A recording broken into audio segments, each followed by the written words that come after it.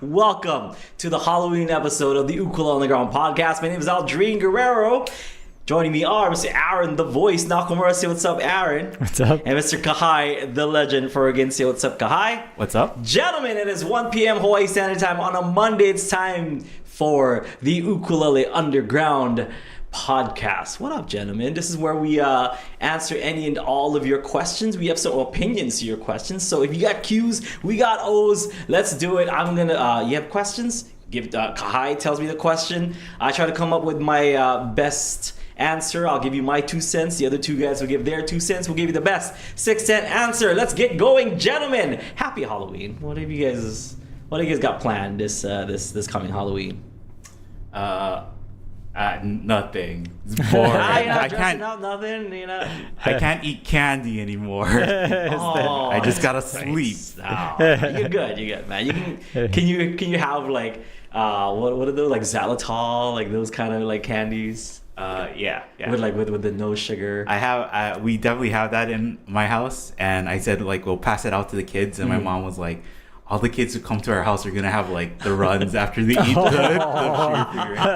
Do you get that? I've tried. Like my mother-in-law has like had these like peanut butter cups that like xylitol and stuff, and it's like it's not bad. Like if I couldn't have sugar ever, and I was forced to eat that, I'd be like, so, okay, well, it's not sugar. It's not sugar. One of the greatest times in history to like to give up sugar or not have to consume sugar. I think it's not that bad, So it's available. You can find it. Yeah. It's better than the other alternatives, I guess. There's like aspartame. We were just talking about aspartame last week and stuff, and I guess there's like Splenda. Isn't that aspartame?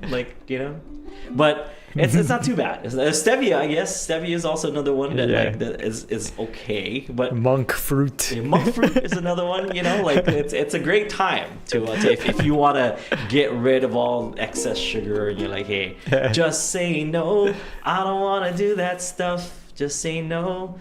I don't want to take a cream puff. So there. But I really recognize that song. I really want to take a cream puff. If you do, I can send you some from the bakery by my house. There's what is that? The one by at the same street as Tip Top. Yeah.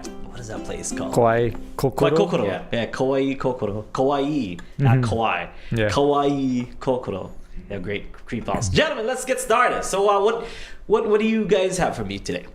So we were I think lately the trending word is like finger picking and fingerstyle.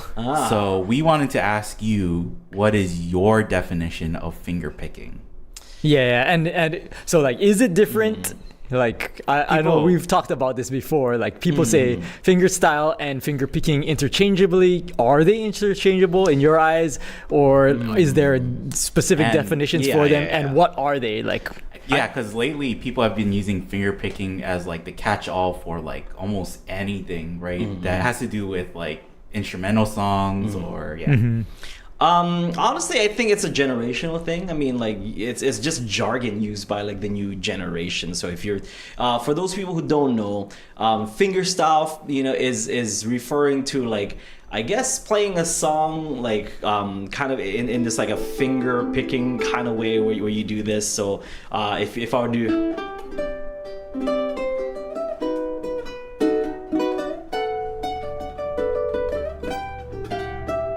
where you're playing a song by picking with your fingers, and that's what's referred to as fingerstyle. So when like a solo like instrumental, a solo almost. instrumental. That's exactly what I was going to say. Because what do I call it was the question. I call it just ukulele soloing, because really it's just soloing on your ukulele. You're playing as a solo. You're playing both the melody line and you're playing the background behind it. You're playing the chords. It may be the chords, maybe a percussive thing that you're doing. Maybe it's it's like a finger picking that happens in the background. But for me, I define finger picking as literal as it sounds. You're picking with your fingers, like you're picking a string with your fingers. So I guess in a blanket kind of general statement, you could call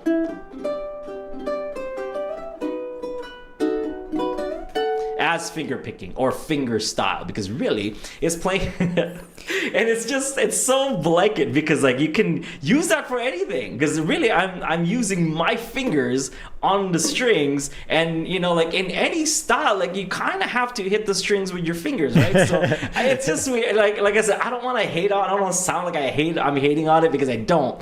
I like and I'm getting to that age where I'm not clicking with the new jargon, because that is the new terms that people are using for ukulele, and I don't want to sound too traditionalist. We're like, no, that is not fingerstyle, that is not finger picking, that is called an ukulele solo. Because I'm sure maybe first gen ukulele, it was called something else. It's different every generation. So for me, it's really ukulele solos, because you're doing a solo ukulele song where you're playing the whole song just the ukulele as a solo. You're playing the melody line, you're playing the chords, you're playing the rhythm, all that stuff with just one solo ukulele. Yeah, but even that is a little bit confusing, because you could say you could be in the middle of a song with background instruments, and then somebody says, "Hey, take a solo," and then on your ukulele. It's true. So that's true. So it could be. That's why. So that's why I can't really it's confusing on the term fingerstyle, finger. So you're saying that whatever. Originally you would have called that like an ukulele solo. Ukulele solo, yeah. Or myself, solo, or you're playing ukulele. solo ukulele. Yeah. So guys like myself, Kale, Gamiao, I'm sure Corey will probably play it that or call it that way. Jake. When I went to I talked about, I went to that concert where there's Jake and Gordon Mark and Byron Yasui, and Benny Chong, those four dudes. That was called the Art of Solo Ukulele, because they sat by themselves, played ukulele as a solo instrument. And so that. I guess now people would call that fingerstyle. Yes. What they did on their own. So I guess, if in today's world, if four, ukulele players came together and did a concert, it would just be Art of Fingerstyle. And you could call it that and be But that's only when they're playing by themselves, right? When they're playing together, what would you call that? Such a blanket statement that they could be playing by themselves, they could be playing together, and it would still be called fingerstyle, I believe. Yeah. But that would be the term. As long as you're playing, I guess individual fingers style, you're not strumming it where one finger is. It's hard because I'm trying to tiptoe through it where I'm not offending anyone, But then that's why it's sometimes during fingerstyle arrangements you would strum. Yes. So yes. So it's hard to.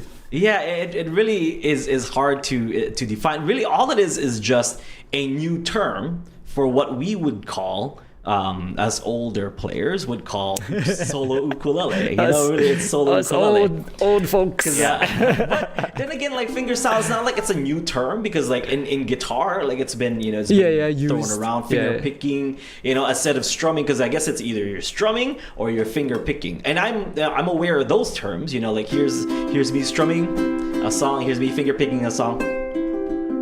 Yeah. Because with my fingers, I'm picking one string at a time. To me, that's the definition. Or multiple strings. Or multiple strings.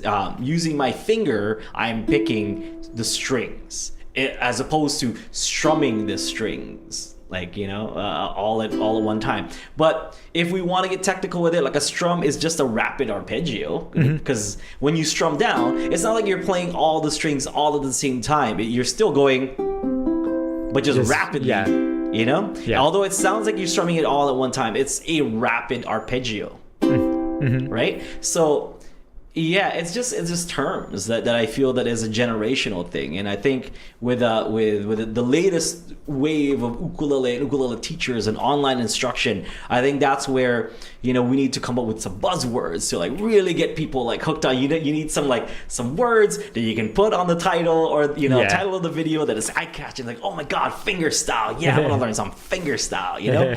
But I mean, you could say the same thing back then. It's like, oh yeah, I'm gonna learn how to do ukulele solo. The art of solo ukulele. You know what I mean? Yeah. So it really is just that. It's like it's a generational thing where like, that is now the new jargon for ukulele playing. Fingerstyle, finger picking, so on and so forth. Yeah. So if you were to differentiate, you differentiated between strumming and finger picking. Yeah. Yes. And so you would do, there are elements of both of those things in both fingerstyle and also like solo ukulele. I kind of think of fingerstyle as that is a solo ukulele. Finger picking is like if you were to sing a song, or if you were to kind of arpeggiate in this kind of way, almost piano like approach to the ukulele. Yeah, so it's like almost like a technique. Yeah, so for me, finger picking would be a technique, whereas finger style is a genre. Is the genre. Like that is the style that you're playing that song. Yeah. You know, like you're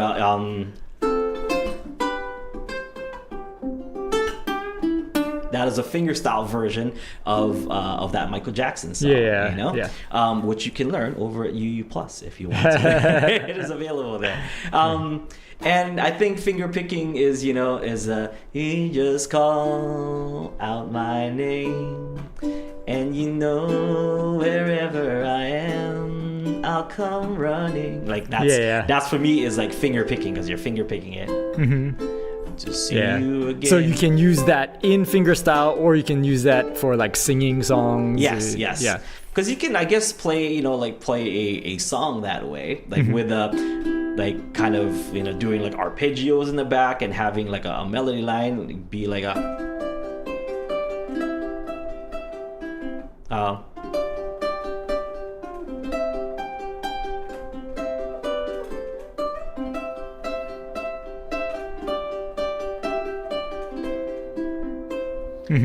But I think that would be more categorized as fingerstyle. It's like that's utilizing fingerstyle.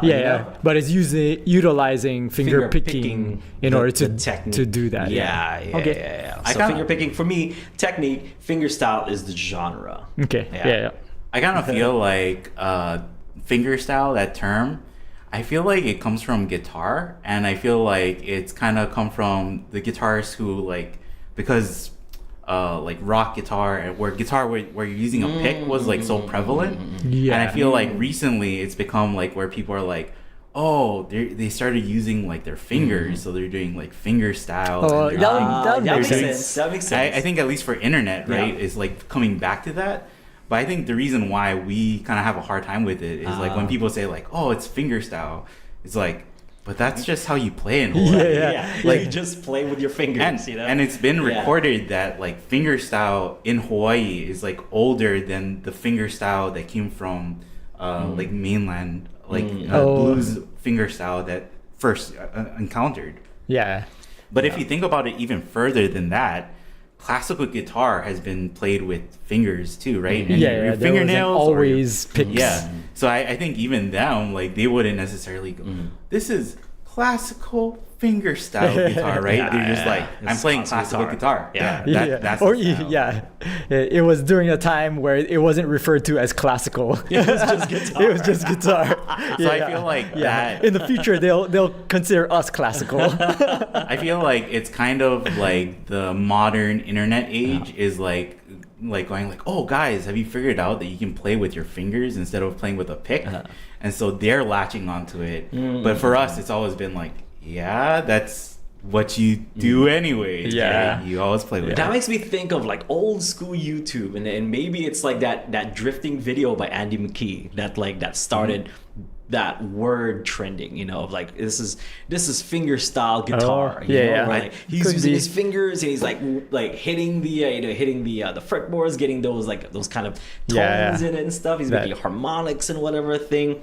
Andy McKee, check it out. And there's like an ukulele version of that, of drifting, that I dig a lot. And bonus points, the guy's wearing a shirt that says "banging on a trash can." Oh, nice. I was like, oh, right on. Yeah. Fellow Doug fan over here. Yeah. Wow. I think Kind of after my own heart. I think some of the hype too behind it though Yeah. is like with players like Tim Henson, where he does pick on electric guitar, but he has a classical guitar. Have you seen that? Wait. Call him by his full names. Cutie Pie Tim Henson. I'm not calling him that. But he has like a nylon electric guitar, and he picks on it. But then he also uses he holds his pick, and then he uses like his 3 other fingers to also like finger pick too. Yeah. Uh-huh. So I think even in instrumental metal or like more hardcore rock and some of that stuff, it's like becoming more prevalent where people are like, oh, this is like the finger style that differentiates it from the traditional picking. Yeah. that we used to see. Using a pick. So I think that's those are definitely some some places where it could have came from internet. Internet definitely YouTube back then. Yeah, I remember like that one particular video probably sparked like so much guitar players to to pick up guitar and learn that style. There was even that movie where that one busking kid was like, what is that movie? Oh yeah. Wish. What is that movie called? I think you're thinking of August Rush. August Rush. Yeah. I was like, with an SH, is it Wish? Yeah, Rush. August Rush. Like, yeah. And I remember that style being like so mainstream, and not that it isn't anymore. Like, it still definitely is, but that was like when the whole world went, oh, you can do that on the guitar. I think that for me is when I started really hearing the term finger style, finger picking be like a mainstream thing, because that's what he's doing. He's using his fingers instead of like Kai said, instead of a pick, using his fingers to do all these percussive, kind of sounds and and harmonics and all kinds of stuff. So in the chat, 503 dude said Tommy Emmanuel is a fingerstyle master, and so like even that too, right? Like I know that Tommy has been around for a long time and has been doing that style a long time, but I think he predated the term, right? Yeah, that's true. Yeah, because he was pre-internet, Yeah, he was doing the style, but there wasn't the term wasn't around yet when he was doing it. There's like Kotaro Oshio from like Japan who's also doing that. Like, you guys should check out the song called "The Wings" by Kotaro Oshio. And collaborated with Jake. So if you guys like Jake and his stuff. Kotaro Oshio. Or maybe not predated the term, but predated the popularity of using it in that way. So lots of like really cool musicians that have done that, and I think so. Whenever somebody's like doing melodies, like playing that kind of finger picking style, so finger style. Maybe was born. Not too sure, but you know what? These are our O's. These are our O's. That's why we don't provide answers. We didn't do any research for this show. No, I didn't even know what the question was until I sat on this chair. I thought we were gonna be talking about like private lessons and stuff that we now have available on Ukulele Underground, which I hope we can talk about before the days. The thing. Well, actually, I mean, because UU Plus members still have access to the live coaching. Yes. And so this sort of stemmed from that. I know somebody asked about this in the live coaching Zoom room. So. Okay, well, like what I wanted to talk about with that is like. I wanted to just kind of inform everyone, like if you're doing like a private lesson or like taking a lesson on Zoom, it may not be with us or whoever it may be, like some things to kind of to think about before even going to the private lesson itself. I always get a lot of questions of like, oh, I want to take a private lesson with Aldrine, like when it was free, like with UU Plus. I want to take a private lesson with Aldrine, but I don't know, like what I should do, or like I don't know what I should ask him, or what we should work on and stuff. Or if I'm even qualified to be able to like, do I don't want one. to be wasting Aldrine's time. It's like, no, this is your private lesson. This is tailored to you. So I mean, we can talk about you guys when we're ready to move on, or Do you guys have any more questions about fingerstyle, finger picking stuff? Well, there's like a couple of things, I guess.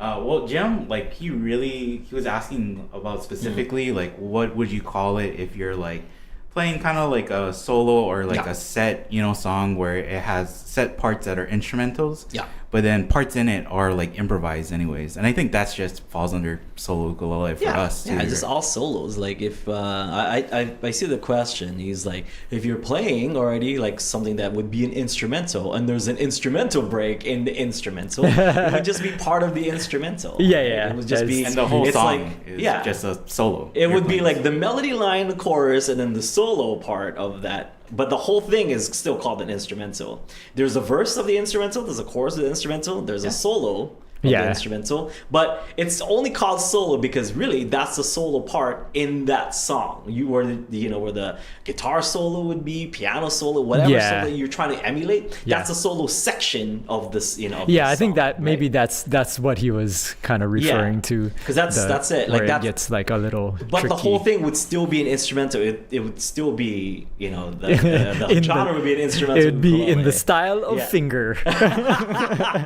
But then. So that part would still be called a solo because that is the solo section of the song. Yeah. And then we had like a couple people. So like TKJ or TJB Issue said chord melody. And then Yoda said, how does that compare to Campanella style? Okay, so two different things. Chord melody, I always saw it as like what jazz people do, and like kind of play songs with full chords, like chord. Yeah, kind of like what Uncle Benny does. Yes, like Benny Chong. Benny Chong, Byron Stewie, any of those guys, like that would be what I would refer to as chord melody. So if I were to play.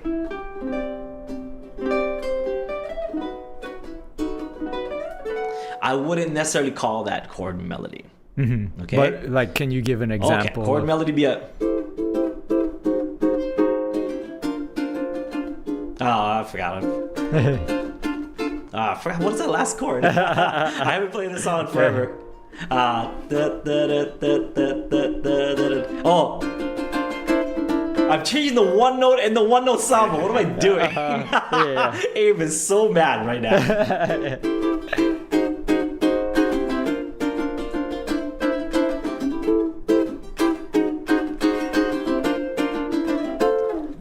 So you're playing the whole melody with chords. So that would be what I refer to as chord melody. And even that, people are using very loosely. I think people would, some people would say chord melody for what you did, the first example.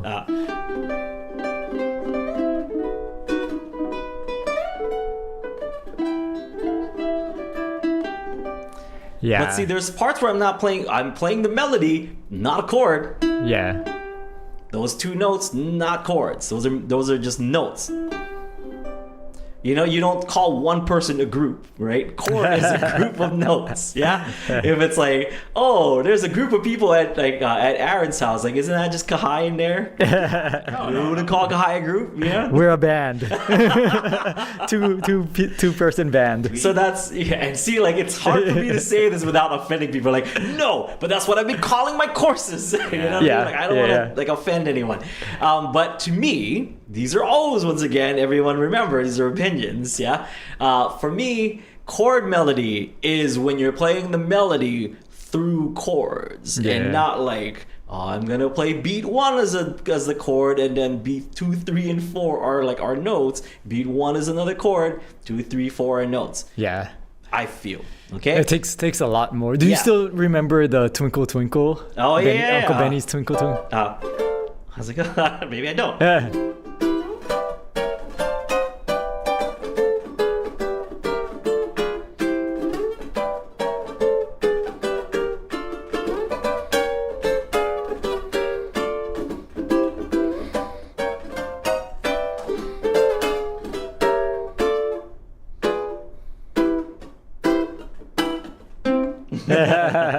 That would be like a chord melody. That's like a true chord melody. Yeah. Those are chord. We're playing the melody with the chord. Full Here's chords. Another chord. Yeah. Okay, and then Campanella. Oh, Campanella is something completely different also because that one went out because a Campanella is the word Campanella translates to bells. Okay, Yeah, or little bell. like little bell. Yeah, Campanella, little bell. So it's like it's playing a melody line with. Think about how bells, when you ring the bell, like you don't ring the bell and then you stop it from ringing. You just let the bell ring, right? So instead of going... So when I play those 3 notes, then whenever I play another note, it cancels out the last note, right? So on once I play the this same note, string. Yeah, on the same string. So that cancels out, this note cancels out this note. And then when I play that last note, it cancels out the last 2.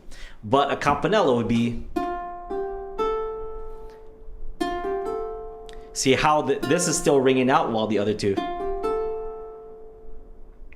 Or if I wanted to go... let's see...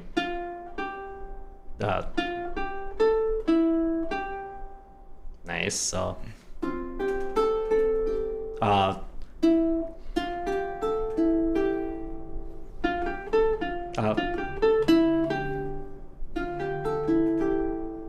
Yeah, you're letting the note ring out till its full value before you play another note. So something completely different also. So a Campanella is little bell because you want those notes to ring out like a little bell. Little bell. Yeah. I think. Do you have any another or example from a song? I haven't played Campanella in so long. Yeah, man. I know Putting me on the you were doing spot. it for a while.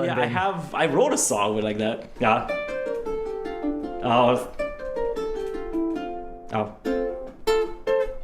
Or even I forgot. I did a what is that one song?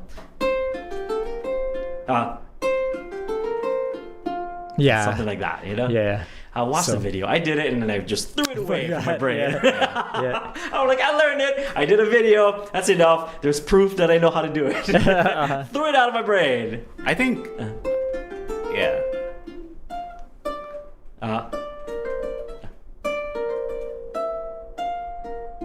I forgot how to do it. So it's just letting it ring out for longer than if you were just to pick it on one string. Just versus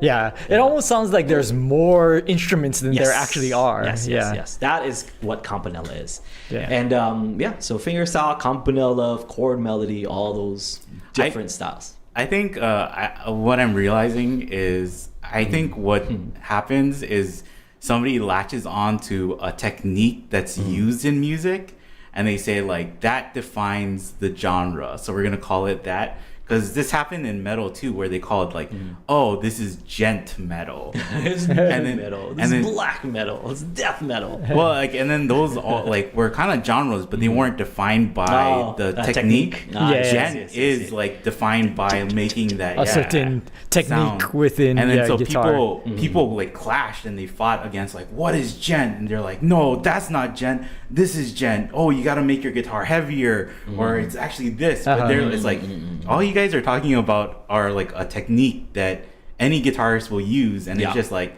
does the song call for it? Should I use it in the song? So it's the same thing, I think, where it's like, does the song need fingerstyle? Does it need Campanella? Does it need chord melody? So it's like all techniques that you can use in different styles of music, but it's not necessarily like that is what defines the genre. But that's kind of what makes like the term ukulele solo or solo ukulele so good, because it's just like you can have all those techniques in it and it still falls under the blanket of solo ukulele. You're using. I also don't want to like put this on people who do use those terms, because music or language is always evolving. So whatever the people you can use to like communicate to somebody else, it's like that's fine. You know? You guys should use whatever works for you guys. I mean, the at the end of the day, as long as you learn how to play ukulele or you learn that song, really, that's all what's important, right? Doesn't matter what you call it. No. I will die on this hill. Gent uke. Doesn't gent though. Yeah, guy. You can't call it that because it's my thing. Let's take some more questions and then I can go talk about like some etiquettes or Yeah, preparation, taking private lessons taking private online. lessons. Yeah. Okay, so Viking Norm said, "Aloha from North Carolina. Hello, North Carolina. New to uke, yet have no idea what size I want to try. I've never played a string instrument. I don't want to buy a toy, but don't want to spend a fortune yet."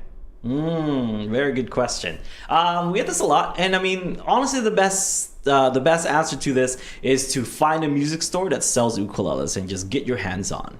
Get your hands on an ukulele. That's the only multiple way. ukuleles. Multiple ukuleles. Yeah. Multiple sizes, different brands, and whatever. That's really the best way to go. You're gonna find out really quick that like, oh, this is too small, or this is too big, or whatever, that's the best way of figuring out what works for you, because really all the different sizes sans the baritone size.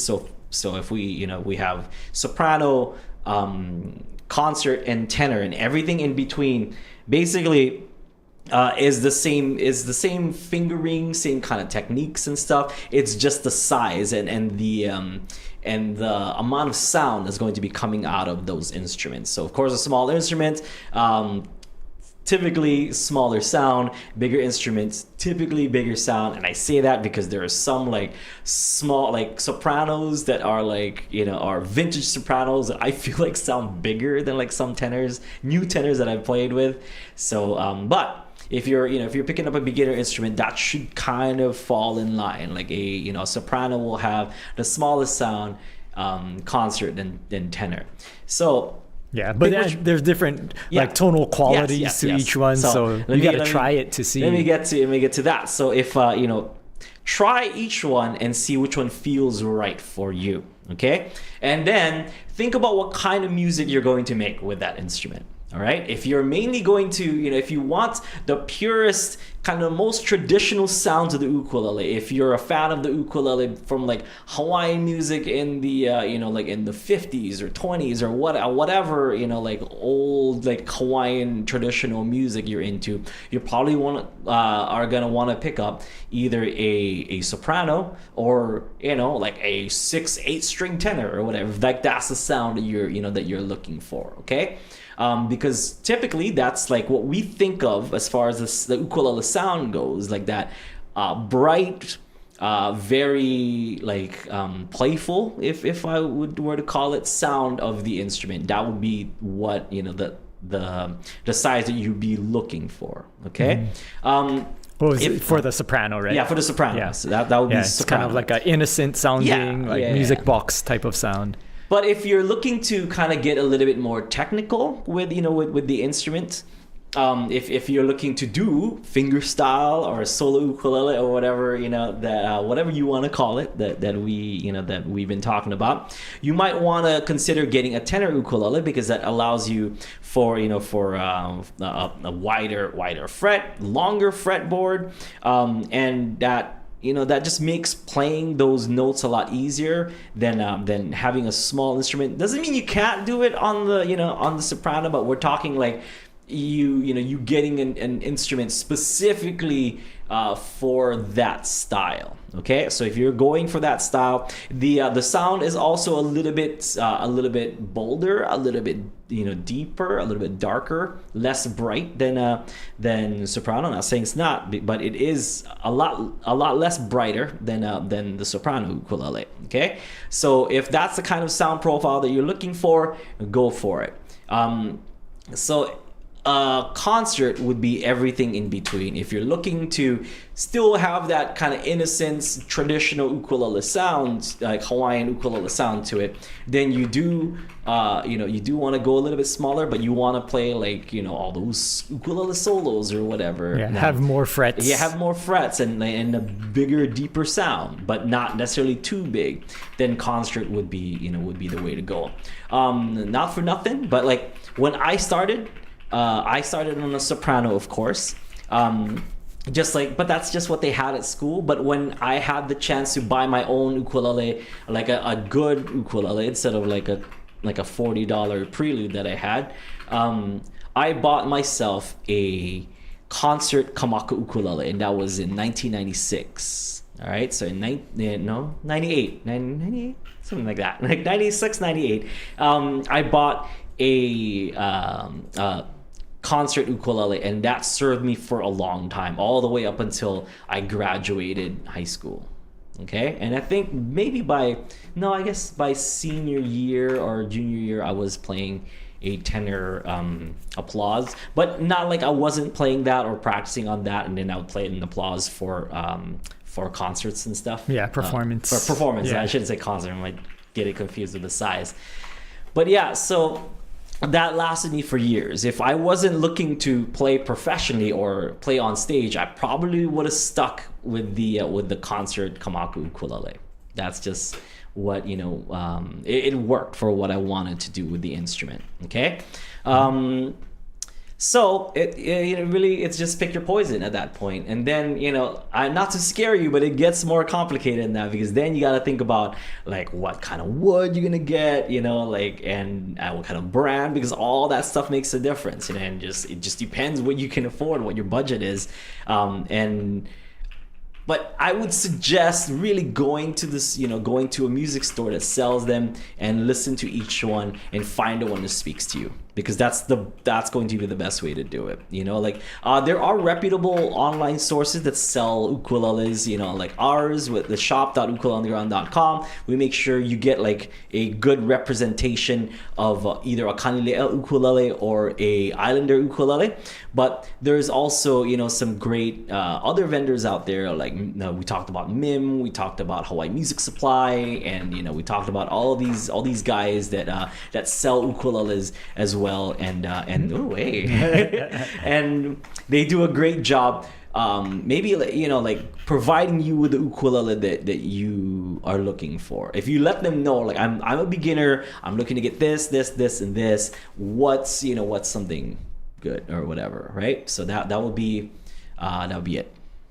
Okay. Mm-hmm. So yeah. What's so they said that they don't want to buy a toy, but they don't want to spend a fortune. What do you think they should walk into? Like, how much should they expect to pay to get something that's good?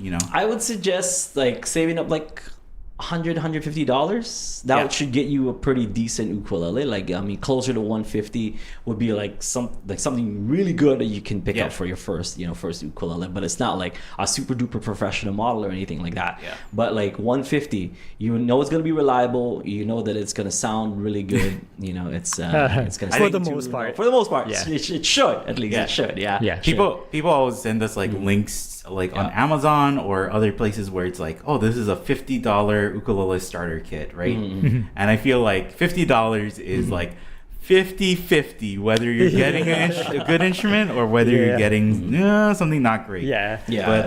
But they're out there. Like, you could get a good instrument at $50, but if you're buying online, it's a toss-up.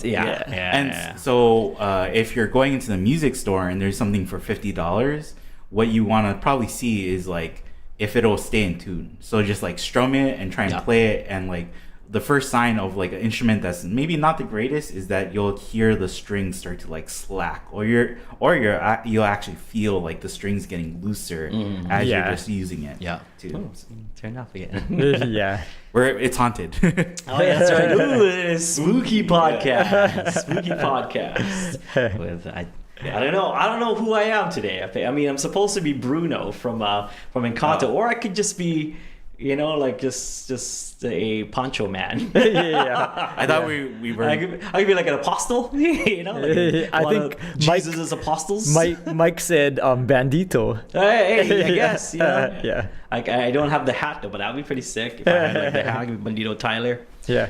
I think Tyler wouldn't be caught in a cheap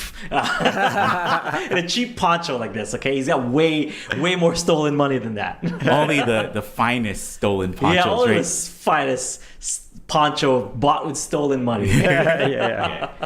One last thing I wanted to add on to like buying a new ukulele is that like if you're going into a music store for an ukulele, one thing that we just recommend or like we warn against is like a lot of guitar shops and music shops, they'll try and sell you a baritone. That's like something to be sure. Yeah. Don't do that. It's great if you decide that you want to get it or you do want to get it, but don't let them talk you into like, hey, you should buy a baritone because listen to how good it sounds, right? Yeah. If you're walking in to the store thinking that you want an ukulele, don't let them convince you that a baritone is better because it sounds deeper and like more full, or even like a guitar lele, like so that's pretty. That we hear that pretty often. Get an ukulele. Yeah, the reason if you want one, if you want an ukulele, and the reason why they'll do that is usually because it's guitar players who are more comfortable with playing baritone and playing guitar lele, so they can make those instruments sound better just based off of their skills. Yeah. So, Yeah, I mean, this costume makes more sense when I'm with my family. My daughter is Isabella, the one that like grows flowers and stuff. My little Encanto. 9-month-old is a cactus. Because Isabella, like when she like gives in to her angry side, she creates like, instead of beautiful flowers, she gets like spiny cacti. And my wife has a shirt that says "Pretend I'm a rat" because like Bruno has rats. I see. In the like inside the like between the walls and stuff, right? If you guys have seen Encanto by Disney. Yeah, my kid's obsessed with it, so this year I'm just going with what my kid wants. You know what I mean? So like, I am Lucha, like Rey Mysterio, the Lucha guy, or Cynthia Lynn. This year it's kind of like, okay, and Aldrine's a dad now, everybody. But I kind of like when I see like family costumes, and then there's like a kid or somebody who's just like, you could tell that they couldn't convince them to join in with the family costume, and they're just like whatever they want, right? Like it's all in Encanto and then like one Transformer or like Godzilla, right, or something. Julie in the chat said, "I thought you were Pacha from Emperor's New Groove." I'm not that big. Am I that like? I guess I could, make it like. And you need the hat too. Yeah, and the hat. I don't think he has like a mustache though, or like a beard, right? Yeah. All right, so let's talk about private lessons. I get a lot of questions about that, especially now. Just kind of letting you folks know. For the past 5 years, we've been doing free private lessons over on UU Plus. Now, with your UU Plus subscription back then, you could get 2 15-minute private lessons with yours truly, and it was great. Like I enjoyed giving the private lessons.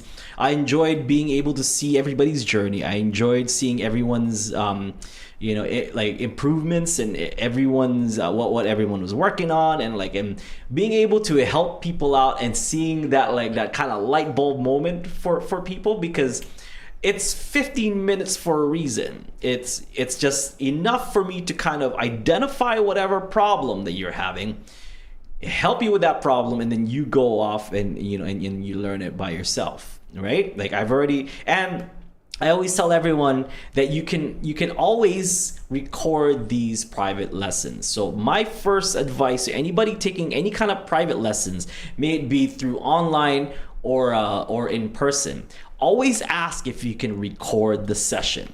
All right, and that advice goes to if you're going to an ukulele festival, like that has all these artists that are giving workshops that day, I would highly suggest asking them if you can record it, even if it's just with your phone to record the audio. You're gonna thank me later, because as a lot of you folks who have been to ukulele festivals before, you guys know that most of the time they try to cram as much activities as they can in the provided weekend, or if it's just one day, like especially for an ukulele festival. So if you're going to watch like myself, then you watch so you watch a workshop by me, you watch a workshop by Mike Hine, who's on the chat right now. You watch one by Abe Lagrimas, by Ukulele, by like Cynthia Lynn. There's all these amazing ukulele teachers and instructors and workshop artists and stuff. Like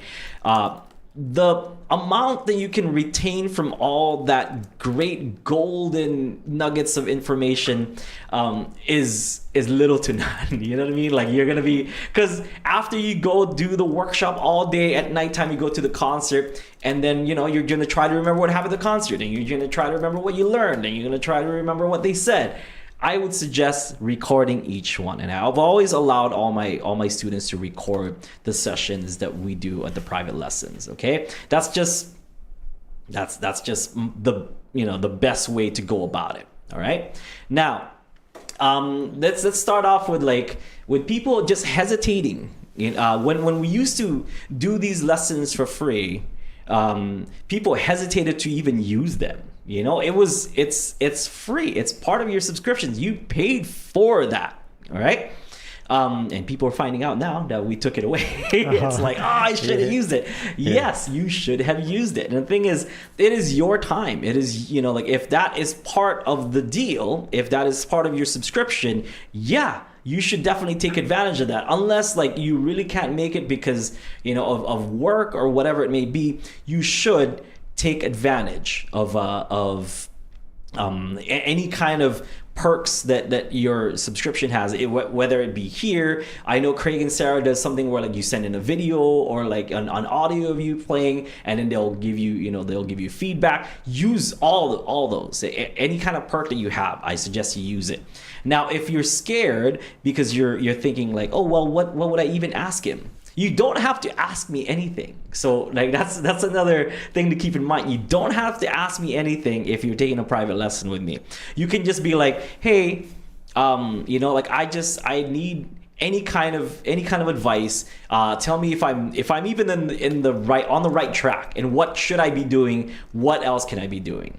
Okay, or watch me play, see if you find something that I can work on, or find something that I should be doing differently, or find something that that's I can take a closer look at. Maybe I can do better, or I can do different, or whatever. That's the best way to do it, is to just go and have somebody let you know, have an instructor. Because the thing is, you don't have to follow if you don't like that advice, or if you feel I like it like this. You don't have to follow it, but it is good to get the opinion of a professional. Yeah, or a teacher at least. It doesn't even have to be a professional musician. It could just be a teacher. Get the opinion of a teacher and ask them why. Then ask those questions. Okay, well, maybe you should hold the ukulele like this and fix your form and blah blah blah blah. You can just be well, why? Why should I do that? I like it like this. This works for me. And then don't either say well, if it's working, then then it's working. But if you tried it this way, then these are the benefits that you can get from it, because this is what I see, and this is why it could help you. It's up to you to take that advice or not, but I'm letting you know why it might be good. So it's getting that kind of advice. So you went from not knowing what to ask to then figuring out what you could do better with your instrument. Okay. A lot of the times people say, well, it's only 15 minutes, so you prepare all these questions and stuff. I can do that. I can ask all the questions that you have, but pick the ones that you feel that you really want to work on, because in those 15 minutes I can give you really good advice on one or two things, or tiny small advice on 10 things. Yes. I'll give some examples of a question, and is this a question they should ask, or is this the question that they should look elsewhere? Okay, go ahead. What strings do you use? What's your favorite? Wait, no. Yeah, okay. What's your favorite strings? Yeah. Questions like that is something that you can. We should probably put an FAQ or something. Yeah, which we'll do it after once we do this. That's a question that you can get answered basically anywhere, any ukulele forum, especially Ukulele Underground. Hey, KF in the house. Sorry I missed your show, KF. Mr. Shadow's It was amazing. Oh, see, I gotta catch that. These guys told me about that going to your show 3 hours before your show started, and I was gonna explain to my wife, and you know how my wife gets that like I want to go to the south side to watch Kyle Ferrugia play. And she's like, no, watch your children play instead. Like, oh yes, boss, you know, feed your children and put them down. You know, feed them dinner and put them down to bed. Maybe you should do that. Maybe you should be a dad instead. I'm like, okay, all right. So I decided to do that. It's like you look down, you kick the stone. It's like you look down, you kick the stone, and it's like, I knew Kyle before I knew them, though. Kyle was our first son. I was going to say that, but... shout out to my sons. All my sons around the world. Kyle and... yeah. But I know I'm your favorite. Kahai. So. Yeah, Kahai's my son also. Let's keep going with the question, because I know I'm your favorite, so it's okay. Yeah. Sammy Turchin. Now, where was I? Oh yeah, so if you're gonna ask a question like what kind of strings or whatever, that's like you could email me that and I can just answer you in an email. Mm-hmm. So those are not the questions that you want to be asking in a private lesson. Okay, if you say you book like a half an hour private lesson and I answer your question within like 20 minutes and you still have 5 or 10 minutes left, by all means, like, hey, by the way, since we have 5 minutes left, what are your favorite strings? Totally legit, because we got all the other stuff out of the way. You should use your time with me till the last minute, you know? So, yeah, you can ask me that. But we do this podcast every Monday, and you can always ask in the chat. If I don't answer you, like on the video itself, Kahai or somebody on the chat will always answer you. Okay, just like somebody was asking about strings and stuff, and somebody answered them in the chat, right? Or you can go to an ukulele forum, ukulele underground, forum.ukuleleunderground.com. Great place to get some answers. You can go ask your ukulele group, your ukulele club, whatever. You can be Facebook friends with with an ukulele player, Brian Tolentino. Like, hey Brian, what kind of strings would you suggest? I'm sure. Like he'll look at it, see it. Yeah, he might answer. He's a lot better at Facebook than I am. So you can always get those answers from other places. Okay, so yeah. So not necessarily the questions you want to ask. So there are, I don't want to say like there are no good or bad questions, but that's one of those like, well, you can ask me that. It's a good question, but you can ask me that in a different way. Email. In an email. Yeah, I can. However, that's free. You don't have to. You don't have to pay me for that kind of advice. Okay, I love like getting paid to do stuff, but that like I would just give you because I feel like that should be advice that should be given to everybody. And go to ukuleleunderground.com. There's a green button on the bottom rights of the screen. Ask the question there, and you'll get an answer. Mm-hmm. Okay. I guess it's hard if you're a beginner because you don't know what questions are gonna be important or not. Yeah. So I would say like try and think about how is this question really gonna affect my playing? Like mm-hmm. what questions are gonna really help me to be a better player. Yeah. And make sure you prioritize those questions first. And some beginners might think like, oh, but strings will make me sound better. If you look around, it's like, that's usually low priority. So. Yeah, playing is what's going to make you play better. Yeah. And then even if any advice and skill and techniques would make you a better player rather than like what strings or what ukulele should I buy and whatever. Like those can be answered in forums and emails and a lot easier than being in a private lesson. Another thing is it also depends on your level. If you're a beginner, I would suggest getting a private lesson to just get feedback from what you're doing, so that the feedback from your instructor, because you don't really know or have any direction that you're going. You just kind of want to learn the instrument in general. So you want to ask to get their opinion on your form. You want to ask their opinion on your form, how you're holding it, anything that you could play better. Maybe ask questions like, how do I get better at changing chords? How do I get better at strumming? If you want, just be like, hey, how do I get better with my right hand? Like, take a look at my left hand. But still, it's still part of that. Like, you should play for that person, and then that person should tell you what they think of your playing and give you advice on how to do it better. That should already level you up. That alone, like playing, okay, Aldrine, I'm gonna play for you, and you just tell me what I can do. Yeah, Like so that alone, like that, you're not even really coming with a question. No, like, it's pretty beneficial for beginners to Like, just do that. Yeah, And people kind of like, when we tell people that, they're like, oh, but I don't know what I should play. And it's just like, play a song that you're comfortable with, and then show me your comfort zone. Yeah, if you want help with something in particular, play a song that you're not comfortable with, right? That you're working on. Yeah. And then that way we can work on it. Whenever Or I have a mention- first lesson with somebody, I always ask them a string of questions, and then I ask them to play me two things. One song that they play all the time, which is, it helps me see where where their comfort zone is. And then I ask them to play me a song that they're working on. So I want to see like why this person is like either working on this song, or where this person has stopped in the song that they're learning, or whatever this person's having a hard time with. So it's not even a question. It's just like, let me just help you, let me get you through whatever you need to get through. Okay. And all of those, like, it was perfect. The 15-minute private lessons on ukulele on the ground, perfect for all that stuff. Like it like, I could get that done. I could see the songs that they're playing, give them advice, and then away you go. And I could just be like, okay, well, watch this video, and this video. Like it was perfect, So for UU Plus, it's like they have access to all those exclusive videos that we have on Ukulele on the Ground. Plus, watch this, and this. This should explain that. And I'll see you the next time that you book one, and I kind of follow up with to see how you're doing. Yeah. Now, here's kind of what I really want to get at. Okay, so all that is good, and for those of you folks who are asking about, like, what if I'm intermediate to advanced player? Then you bring in specific stuff. Like if you're working on a song, you want advice on that song, you can go do that. Like bring your song, let me know, or let your instructor know, whoever's giving you the private lesson, let them know, like, hey, I'm working on this song. Here's maybe give me a copy of your, if you're looking at a music sheet, give me the copy of the music sheet so I can see it beforehand, so I know, like, maybe I can guess which are the trouble parts you might be having a hard time with, or at least I can see where the trouble might be coming from.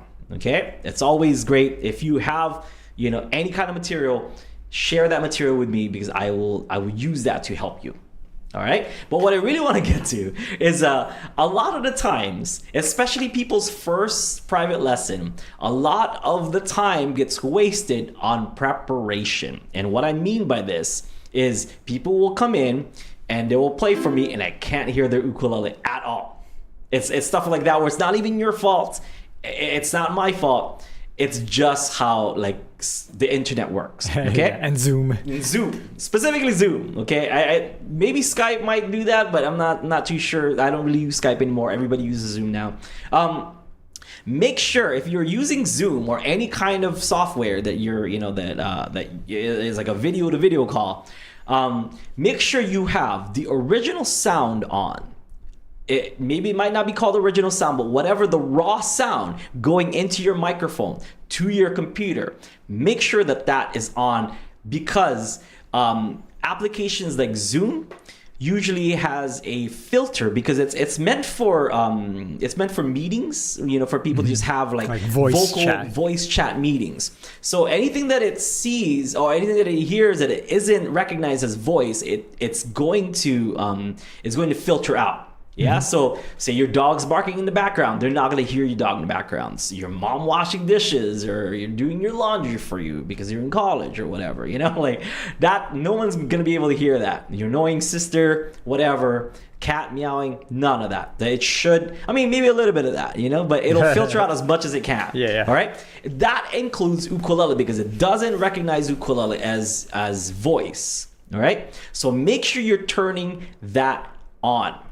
Okay, so going to a private lesson of anything, ukulele, any kind of musical instrument, guitar, bass, make sure you have original sound on. If you do not know how to do that, it takes like 15 minutes to Google it up to find a video to help you figure out how to turn on original sound. But that saves not me, you a lot of that time, and saves you the minutes that you should be spending on asking and getting advice and help, okay, with your lesson or with your ukulele, whatever it may be. So make sure that you got that down. I would highly suggest using like some kind of headphones. Okay, so that you hear it, and it doesn't. Sometimes if you turn on original sound, it creates this loop because it's taking all the sounds, even the ones coming out of your speaker, into the microphone. So headphones. And nowadays, like AirPods or any kind of, even just regular headphones that come with the phone, has a built-in microphone on it. So it's super accessible and easy to get now, So headphones, microphone if you have it, but yeah, I would suggest at least investing in something like that. It should be less than $50. I know AirPods are like $100, but there are headphones or earbuds with microphones attached to them that should be less than $50, right? $20. Yeah, something. I mean, yeah, I think it's skull candies or whatever for like for $20. Do you have like what's your quick rundown, like when somebody doesn't have original sound on? What do you usually say? I say like, hey, can you play your ukulele for me? Yeah. And if I can't hear it, I'm like, okay, here we're gonna have to do this because I can't do the lesson if I can't hear you. Yeah. You know what I mean? Like, and for those people that don't know how to do it, if it's taken like 5 minutes of their 15 minutes already, I'm like, all right, just forget it. Just play for me. I'm just gonna watch your form because I don't want them to miss out just because they can't, because I can't hear them.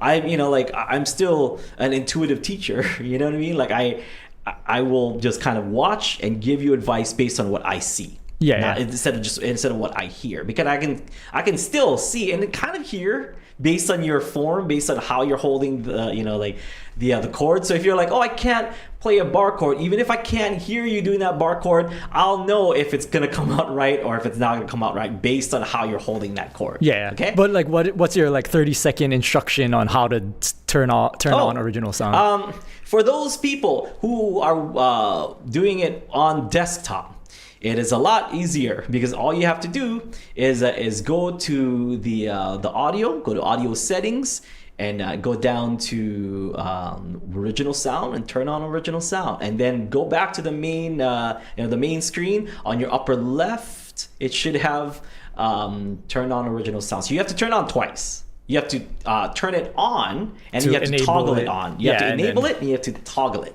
on. Okay. So press go to settings, check audio that. settings. Yeah. Make sure that checkbox is checked or whatever it is, and then when you go back to your main screen, you gotta click the button that says "Turn on original sound." Yeah. Okay, so that's for desktop. Yes. For mobile, it's a little bit trickier. Mobile and iPad users and stuff like that, you have to go to settings. Then you have to go to I think advanced settings. There's like a website that I always use and I always send to people.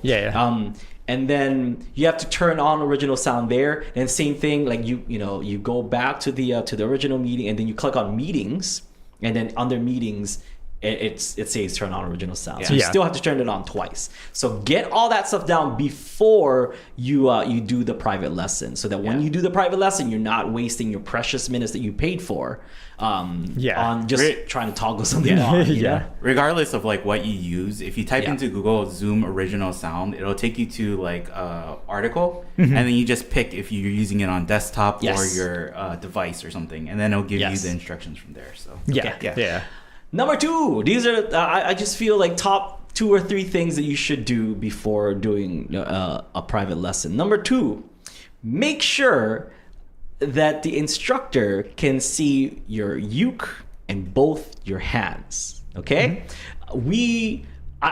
I'm sure you look beautiful. I'm sure you look handsome and stuff, but we're not concentrating on your face. We are concentrating on your ukulele playing. At least I am, like I'm trying to look at your form. I'm trying to look at how you're holding it. And for those people who have taken a lesson from me, I always say, can you move your camera so that I can see both your hands? It's always that. I need to see both hands on your ukulele.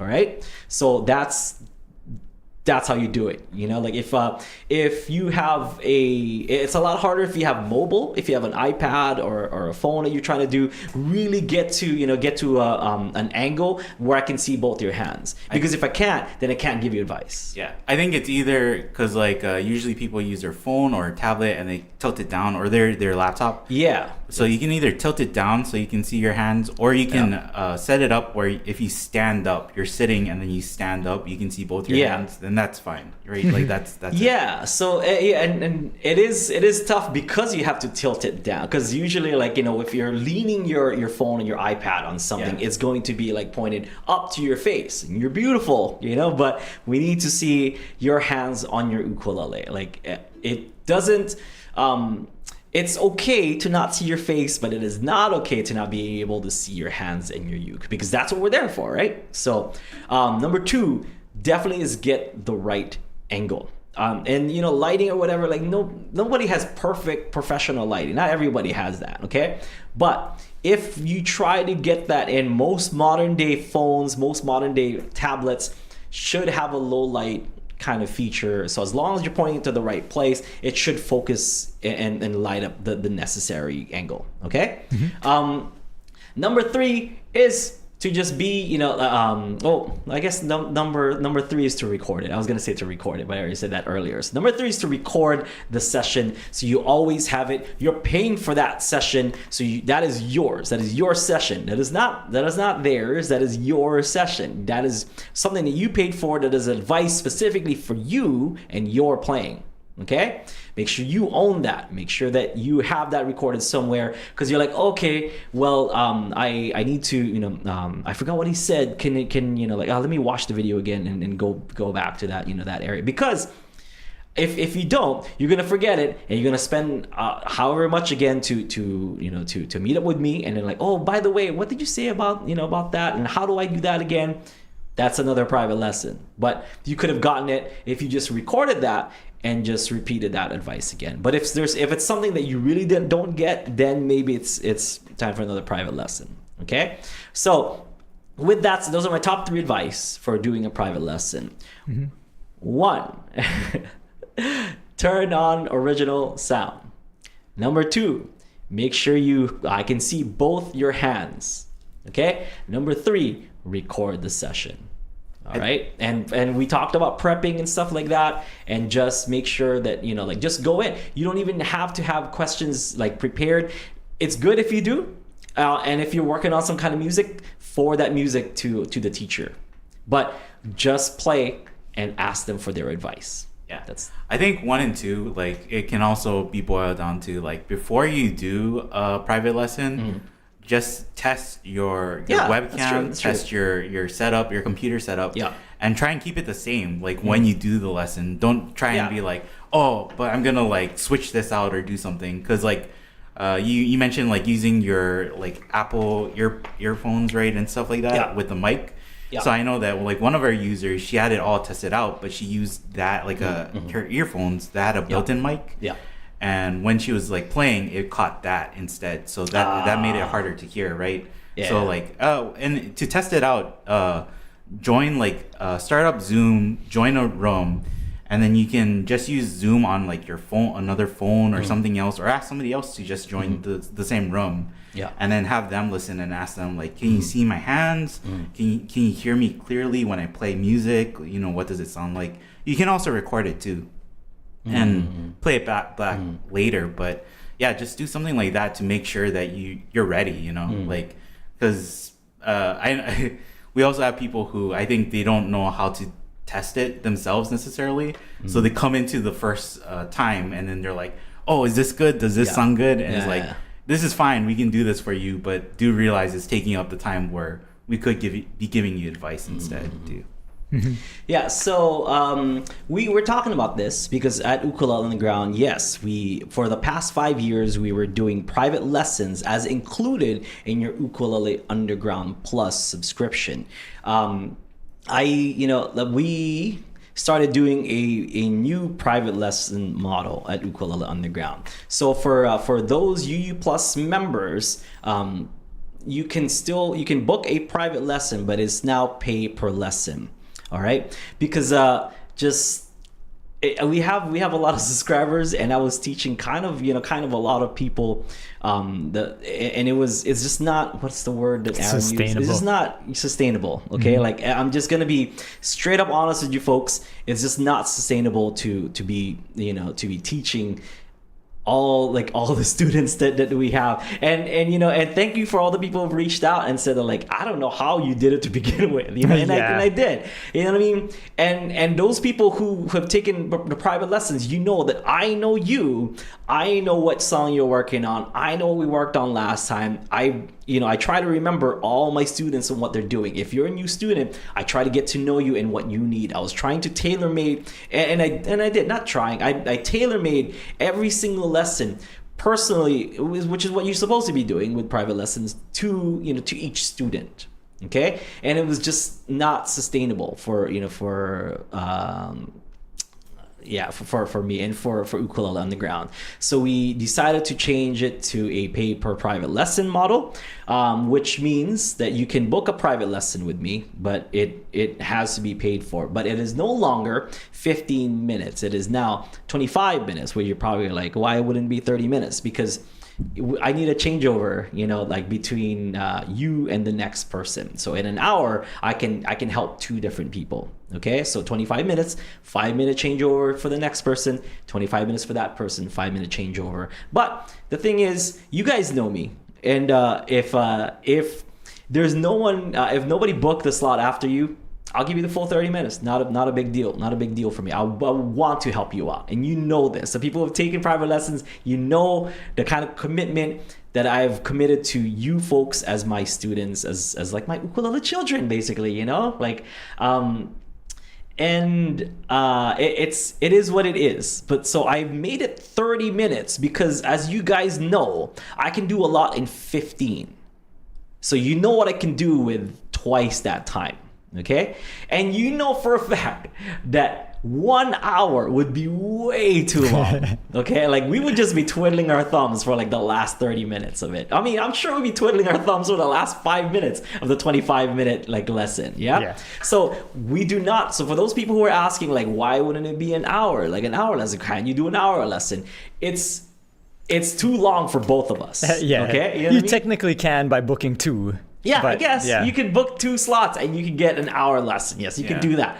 But really, like, I would email you and say, like, did you really mean to do this? Because I don't know what to teach you past that. But let me know what you want to do in the hour. Yeah, let me know what you want to work on. But if you're like, oh, I'm just a beginner, so I figured I'd get an hour, I'd be like, no, just change it to 30 minutes because I'm going to give you so much to work on and so much advice in those 30 minutes that it should be enough. Yeah, it goes back to like what you mentioned earlier, right? Mm-hmm. Like the retention, like there's so much to do, or like you can say so much in an hour that is it like by the end of the hour, is the person who's taking the lesson gonna be like really like getting the most out of it, right? Yeah, they're probably gonna be like, oh, I can't remember what you said at the beginning of the hour too. And remember, like, I've been doing the private lessons for the past 5 years.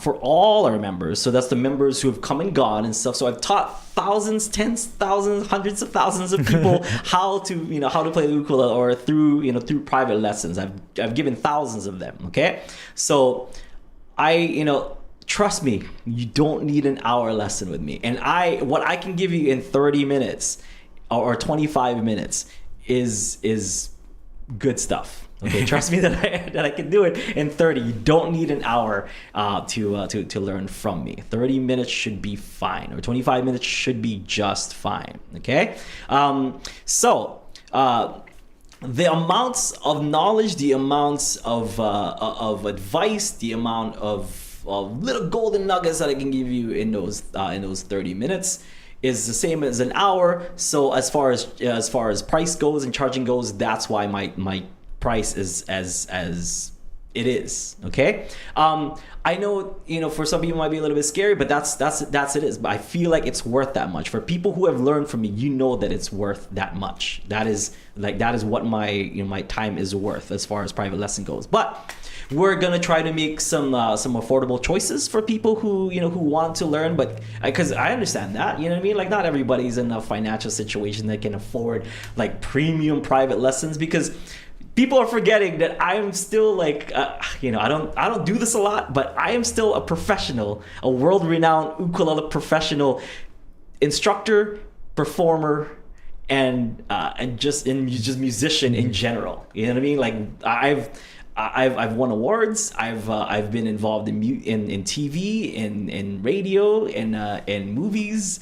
I've done my what you call, my resume is pretty stacked. All right, so I feel like I don't, yes, quality versus quantity. I do provide some premium private instructions, especially now, like for the paid ones. So for the free ones, it's like I just kind of want to help out, yeah. But since people are putting their hard-earned money, in this, I want to be able to give, like everything that I have and really go above and beyond for people who are willing to do these lessons. But we are just keep in mind that we are going to expand. It's just this right now because I'm the only instructor at Ukulele Underground, but we have some instructors lined up that will be joining the private lessons. Okay, so we only have just the premium ones with myself, but later we're going to have private lessons with other instructors as well that might be more more in line with what everybody has. But it's just that we understand that not everybody is that financially stable or whatever that can afford premium lessons, so we're going to try to provide to those people as well. But if you're like, well, I don't have any money to spend, we are still doing the live coaching. I am not giving up on the live coaching because I still want to help as much as I can. Live coaching is still available, okay? But we will be doing that now on Mondays, 11 o'clock. From 11 o'clock till maybe 12:30, so an hour and a half. We've always had this. We've always had to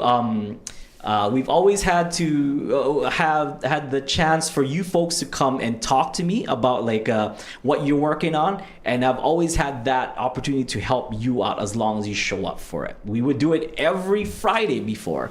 After the Aloha Friday Live Jam, you guys would always hear me say, hey, live coaching available after this, but only a handful of people really took advantage of that. But now I want to be able to let you folks know that that's where you go. If you want advice from me and you want help and you need my help to get over whatever wall, whatever hump you may have, we have the Mondays.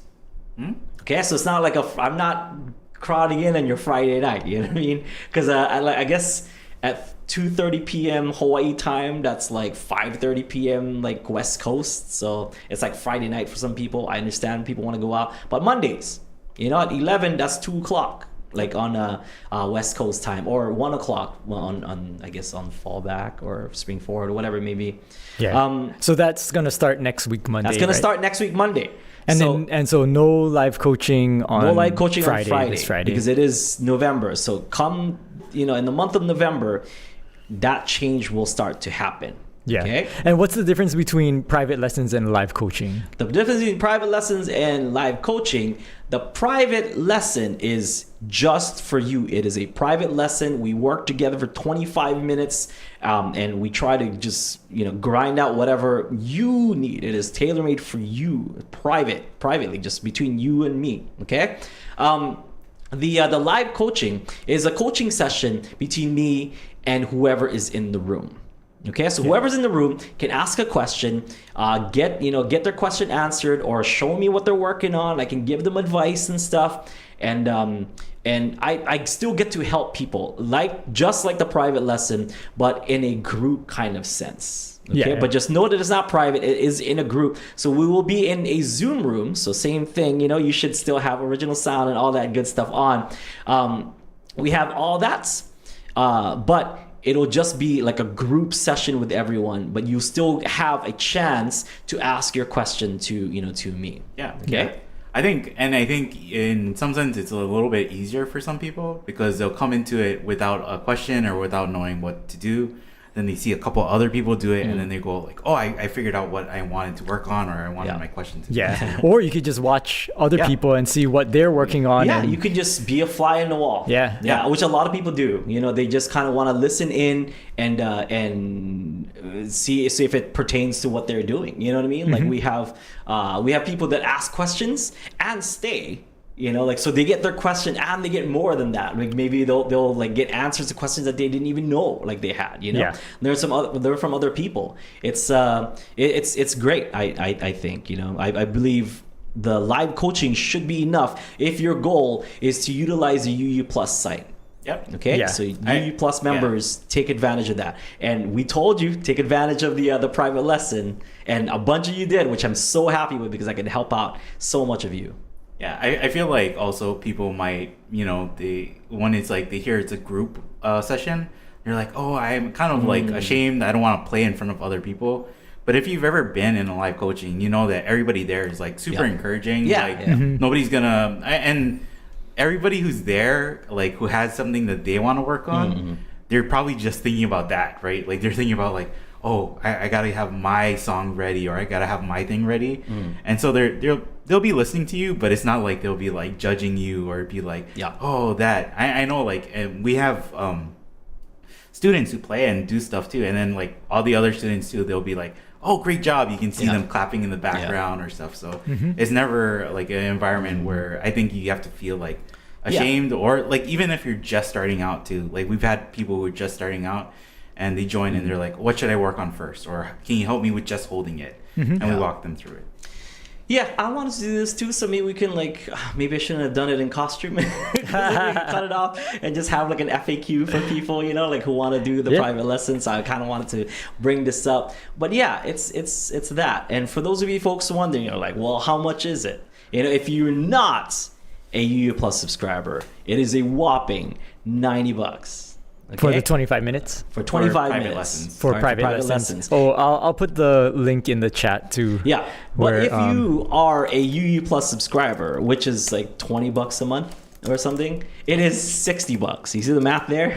Like, just join UU Plus for for just that month that you want to do it. And it's like $30 less than you would be paying if you would just wanted just a private lesson. Okay. Yeah. So that's so it right UU there. Plus members, right? Currently, the pricing for UU Plus membership is like $19.99. Yeah. So right. That's like $20. So if you get a UU Plus subscription, the private lesson, if you really want the private lesson, it's $60 plus that whole month. You get live coaching, and then you get access to all the videos that we have, and it's just. Like we talked about earlier, right? Yeah. Like for the questions that you just kind of want to ask, you don't need to like do a video call or anything. We have like live support on UU Plus too. Yeah. So like we'll try to get back to you as soon as we can. There's always ways to get your questions answered, to help you get unstuck with whatever you're stuck in without having to do the private lessons. But so the private lessons are for people that really want that like hands-on work with me please kind of thing. Okay. Yeah. And same thing too, where like even if you're not a UU Plus member and you just have a question, you can always email us and we'll always do our best to answer you. Anyone who's ever sent us an email, anyone who's ever sent like a message via the green button on the site and stuff, we're always committed to making sure that you get the help that you need, you get the advice that you need or that you're looking for, and get your questions answered.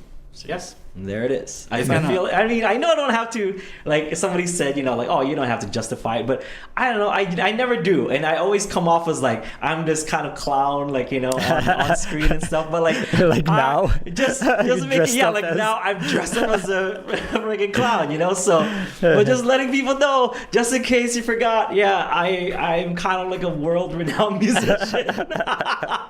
I've been on, on international stages, in front of hundreds of thousands of people, and have had my work featured in some major stuff. And it's not like I was, I was on local radio. No, I was on NPR. I helped consult with a major movie. I've played my ukuleles featured in a major animated film, a major animated TV show. I've done there's a movie. It's this. I don't know if if a lot of people know this, but there's a movie called A Short History of Decay. Yeah, it's like a short film. Yeah, it's a short. No, it's like a full-length film. It's a full-length film. Yeah, but it's kind of an indie film, but it's still full length. Yeah, you can hear Senor Victor in its entirety for one of the scenes. Yeah, it's like this tension, like a very tense scene where like where the two like main protagonists are like in a bar and talking, and there's like some tension going on in the bar, and it lines up perfect to the tension, you know, like cool. Of that. So. I've lent my talents to a bunch of different places, but yeah, I've entertained like hundreds of thousands of people around the world. I think I actually can play everybody. Well, I think, and for this, like, what makes you more qualified is like the amount of people that you've taught already these past 15 years. Yeah. And then like the level that you've taught at, where it's like you've taught people who are just starting, all the way to people who are also professional musicians who are like, I need help with this, or I need you to brush me up on this or something. And during that time, like there's like hasn't been a lot of times, right, where somebody's like, can you teach me this, or can you help me with this? And you're just like, that I've never seen that before. I've never heard of that before. That's true. I will try to help as best as I can. Yeah, or like I think just the scope of what you have experience with is like, it is. I don't think a lot of people will be able to come to you, right, and be like, well, have you ever heard of this thing, or have you ever done this? And it's like, no, I've never seen that before. That's totally brand new to me. It's like we should have at least like a little bit of like, this is where you knew, or what you can start with, or check this out. Yeah. So anything else, folks? Also, you know what's live, Kahai? Aldrine.com. That's also live. Aldrine.com for those. But that's for people who like visit the island of Kauai. It's mainly for that. I mean, my main website is still ukuleleunderground.com. But if you're on Kauai, you want some lessons here, I'm going to be doing some group lessons here. So, you know, if you're visiting the island, you're like, I want to take a lesson with Aldrine in person or whatever. Aldrine.com. It has where I'm playing, where I'm going to be, you know, my performances. It has my tour dates. So for those people who have been asking that, even that alone. For years, we were supposed to put that website up. For years. Aldrine.com is now finally up. Thank you, Aaron Nakamura, for building the website. You can see where I'm playing in, locally. You can see my tour dates. I have 3 tour dates right now. One in Italy, Monopolele. Monopolele Festival in Monopoli in Italy, and then I'm slated for the LA Uke Fest next year. I don't know if that's a secret or not, but I guess secret's out. with Mitch Chang. And the Seattle Thank you, Genevieve. Thank you, Genevieve. You know, apparently he doesn't not like me. He doesn't hate me or anything, you know, or I don't hate him, or whatever the whole thing was. So fake news. Fake news. All of it was just fake news. And thank you, Genevieve, for like kind of smoothing that out for everybody. But yeah, that's so I have my tour dates there, and if we ever get any more, we'll always be the one that that website will always be the one that's updated. Okay, so you can see all the cool stuff that I'm doing over on aldrine.com. Okay, anything else before we go? Yeah, let's pick somebody to win. Oh yeah, that's right. Oh my god, I'm so sorry. Like, because I just get like, oh my god, the private lessons. Here's what you guys should do, or just do just do the thing. It's fine. You don't have to sign up for the private lessons. I still want to teach you. Yeah. Okay, go. Okay. All right, here are the 3 people who did the songwriting challenge, and we'll get the sticker bundle. We talked about it. I didn't bring my sticker. I didn't know that we were. That's just some more of the. Oh, I see. I didn't know that we were bringing the stickers today, but I did know that we were announcing it. So this very, very rare sticker here is the KFC sticker. Okay, you're like, KFC. I can go to a KFC and get that sticker. No, you can't, ma'am, sir. This is not Kentucky Fried Chicken. This is okay, like this. Yeah. There it is. This is the Kahai Fan Club sticker. Kahai Fan Club, and that is the only picture of Kahai that you'll probably see out in the open. Okay, that is not Colonel Sanders, as you probably noticed. That is our very own Kahai the Legend in this very, very special KFC sticker. All right, there's a UU sticker, which is now pretty rare because we used to hand these out to anybody who ordered anything from our site, but now because we're not doing the orders anymore, these don't go out that often. Okay, I will also include an Aldi Club sticker. You guys probably have seen me like with the Aldi Club hat. I have a hat. I have like the hoodie and all that stuff and stickers. So I have a sticker of the Aldi Club, and also Aldrine as Louise from Bob's Burgers. So it's it's a it's a cartoon of myself with the Louise hat on. I wanted to get something else too, so I got a little postcard from Kauai. Hey, nice, a Kauai postcard. Yeah, we'll sign it and nice. then we'll stick that in too. Yeah, cool. So a set of some rare stickers from Ukulele Underground that's up for grabs for these 3 awesome people who decided to write a song. That's really all it is, like they wrote a song. As long as you have one chord that is not part of the chord family, that's all good. So I have not had time to listen to these, Kahai. I've had a very busy week, but I know you listen to these. So what are your thoughts on the 3 songs? Yeah, they're all great. They all wrote instrumentals. Yeah. Trent and Chris and Sue, I believe, wrote about chasing chickens. Oh, nice.